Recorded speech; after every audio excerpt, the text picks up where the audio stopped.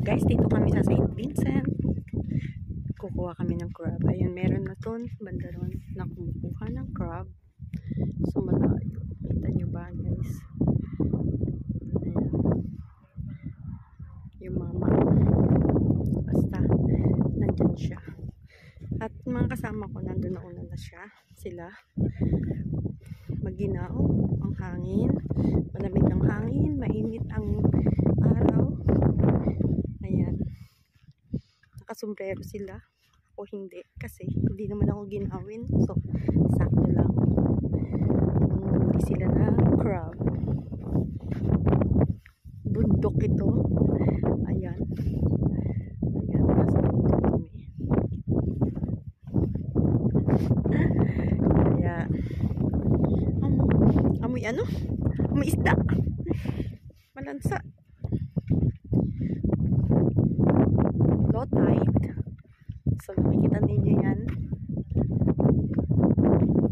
Puro lupa na yun nandito. Mabato. Actually, mabato. Ayan. Pero hindi naman ako lulusong. Sila na lang. Sila na lang magkuha ng crab. Amoy talaba. Mabato. Matubig. Mabato. Siyempre, tabing dagat. So, lusong tayong konti. Ah. Wow! Ay! Ay! Meron siyang maliit na ewan ko. Ano ba yan? Ay.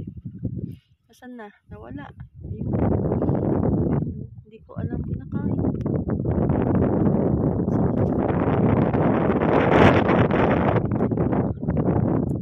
Ayun. Ayun. Sumusunod siya sa akin.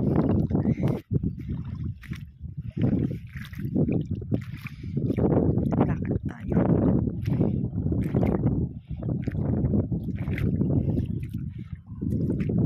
Dumudulas yung paa ko. Ay, lumulubog.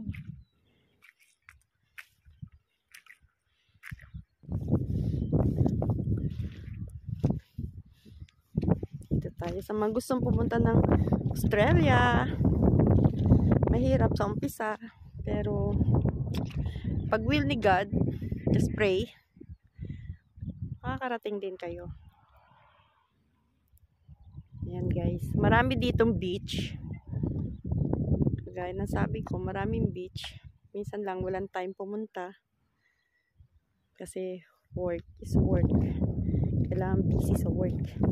Kailangan natin kumayod. Ayan. Pero maliit lang siya. Siya'y apo pa lang. Naghahanap ng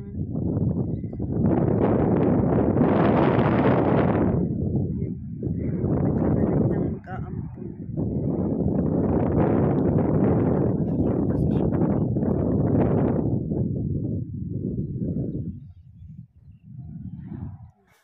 Ito na yung nahuli namin. I-ready na natin ng kanyang lutuan. Ito sa kawali dahil sa sobrang dami niya. Magigay pa kami yan. Marami pa rin pala. So guys, magluto muna. Ito guys, hindi magkasya sa isang malaking kawali. Dalawang kawali tayo. Dalawang malaki yan. Oh, ewan ko, wag lang ma-high blood ang tao. Okay yan. Tapos meron pa ako ditong pang sahog. Ayan. Ayan siya. Okay guys, magtuto muna tayo kasi share lunch bukas.